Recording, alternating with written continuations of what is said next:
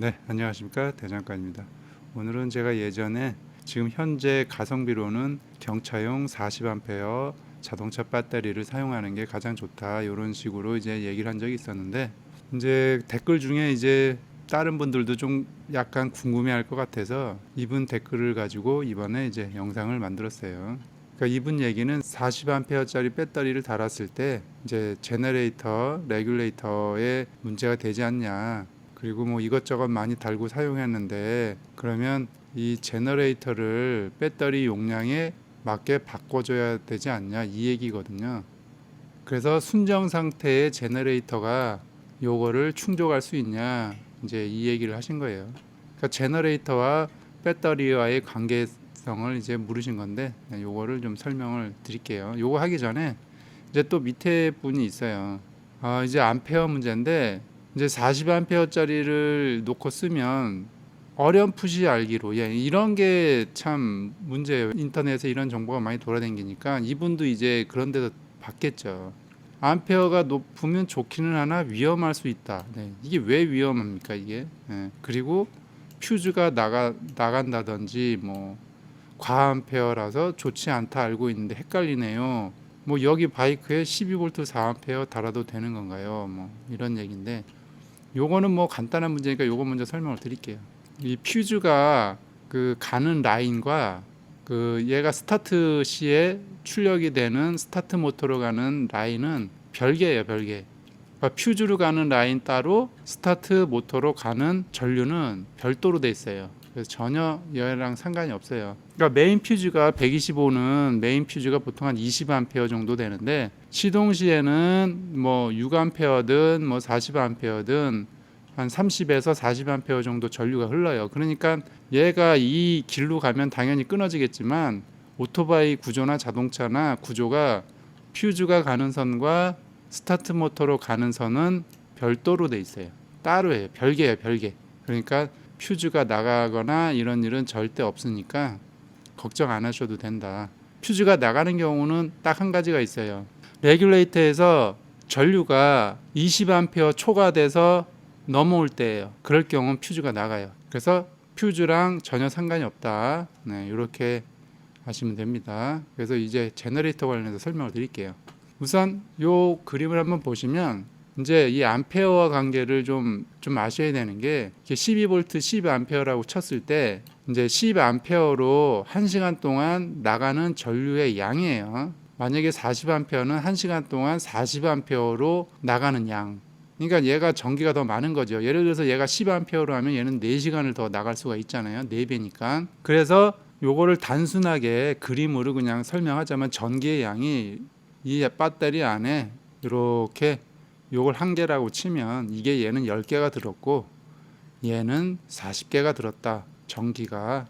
이렇게 이해하시면 돼요. 요 차이밖에 없는 거예요. 전기가 더 많이 들어있다, 그리고 CCA가 더 좋다. 요 정도만 알고 계시면 돼요. 그러니까 시동 시에 전류가, 예를 들어서 얘가 1개가 나갔다, 시동 시에 전류가 얘가 여기서 1개가 소요가 됐다 그러면 얘도 마찬가지로 1개밖에 소요가 안 돼요. 시동 시의 전류가 보통 125 기준 30A 정도 되니까 얘가 30A 정도의 전류가 흐르면 얘도 그냥 30A 전류밖에 안 나가요. 그거는 그 받는 곳의 부하에 따라서 바뀌는 거기 때문에, 그러니까 얘가 1개가 나가면 얘도 1개가 나갑니다. 그러면은 얘는 9개가 남을 거 아니에요. 그러면 얘는 39개가 남겠죠. 얘는 39개가 남는 거예요.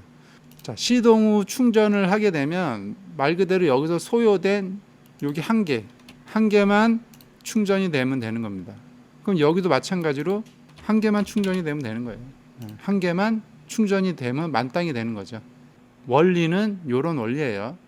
이제 좀 더 이해하기 쉽게 이렇게 설명을 드릴게요. 요건 이제 12V 2A 납축 배터리 충전기, 요건 이제 이름을 이렇게 설명을 했는데 실제 출력은 14.4V가 되는 거예요. 여기서 나오는 거는.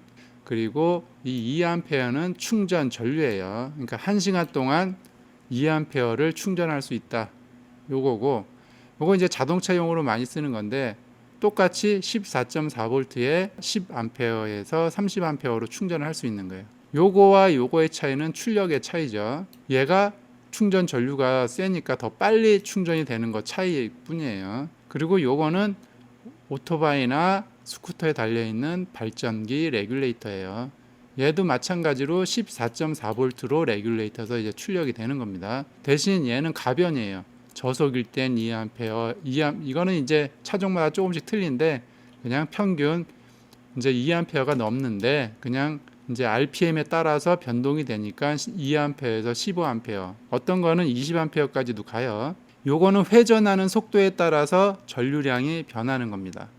그래서 얘가 아까 질문자는 이게 높으니까 얘를 높여줘야 된다, 이제 그런 말씀을 하시는데, 이걸 높이려면 개조를 해야 돼요. 개조. 이거는 개조 불가예요. 이거를 개조해야 되는데 이거 개조할 비용이면 이거를 안 하는 게 낫죠. 이거를 개조를 한다는 이유는 이 암페어를, 여기 지금 2A에서 15A잖아요.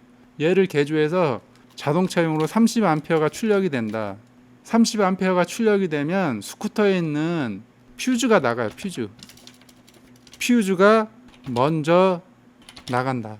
이 제너레이터와 레귤레이터를 개조하기도 어렵겠지만 얘를 개조해서 30A로 출력을 얘를 시키면 제일 먼저 메인 퓨즈가 나가요. 보통 125는 20A로 돼 있어요. 퓨즈가. 그렇기 때문에 퓨즈가 먼저 나가고, 설사 얘가 안 나간다고 치더라도 안전장치로 해놓은 전기장치들이 다 고장 날 수도 있어요. 그래서 메인 퓨즈를 20A로 묶어놓은 거예요. 125는. 물론 뭐 조금 25A짜리도 있는데 평균 20A예요. 메인 퓨즈가. 그렇기 때문에 얘를 바꾼다는 거는 안에 전자장비 이런 게 다 이제 문제가 생기는 거예요. 그래서 이걸 바꾸기도 힘들 뿐더러 이거를 바꾼다는 거는 거의 오토바이 대개조 작업을 하셔야 돼요. 아까 얘기했듯이 충전을 할 때 얘가 한 개가 나갔으면 시동 걸 때 한 개가 전기가 소요되면 얘도 한 개예요. 한 개. 얘도 한 개가 소요되기 때문에 그 부족한 분만 충전되는 겁니다. 부족한 분만 충전이 된다. 한 예로 여기 이제 2A짜리가 얘가 이제 여기서 이렇게 충전이 될 거 아닙니까? 뭐 이게 제너레이터가 약해서 충전이 안 된다, 뭐 발전기가 나간다 그러는데, 똑같이 얘는 이제 220V에서 14.4로 교환해서 나오는 거고, 얘도 마찬가지로 220에서 나오는 거고, 얘도 삼산 교류예요. 대신 가변이죠. 100V까지도 올라가요. 이게 100V에서 DC로 바뀌는 겁니다. 여기서 발전기가 나간다고 하시는 분들은 여기에 있는 이 적은 전류로 나오는 이게, 이 아답터가 이 40A짜리를 충전을 할 때 이게 고장 나야 된다는, 그러니까 이게 망가져야 되는 원리랑 똑같은 거예요. 얘는 단지 충전 전류가 작을 뿐이지 2A로 자동차용에다가 이거를 충전을 한다 그래서 얘가 절대 터지고 고장 나고 그러지 않겠죠. 충전 시간이, 얘는 용량이 크기 때문에 애초에, 그러니까 최초에 충전을 할 때 충전 용량이 크니까 얘가 일로 충전을 하면 오래 걸리는 거지 얘가 고장 나거나 터지거나 그렇지 않겠죠. 마찬가지로 여기도 얘가 2A에서 15A니까 충전 전류량만 적은 거지 전혀 터지거나 문제되는 게 아니다. 그런데 오토바이에 장착하기 전에 이거 다 충전을, 얘도 그렇지만 이 자동차용도 만충전을 한 상태에 장착을 하기 때문에 아까도 얘기했듯이 소모된 한 개, 여기도 시동 걸 때 한 개가 소모가 되면 이 40A짜리도 한 개가 소모되는 거예요. 소모된 이 한 개만 여기서 이렇게 충전해 주면 되는 거죠. 그리고 자동차용도 여기서 소모된 한 개만 충전을 하기 때문에 전혀 문제가 없다. 충전은. 그렇게 해서 그 두 가지 궁금증을 이제 알려드렸는데, 이 12V 40A를 장착을 해도 전혀 문제가 없다. 발전기에도 아무런 영향이 없다. 그래서 오늘은 그 댓글에 궁금한 거를 한번 알아봤습니다. 네, 오늘 여기까지 할게요.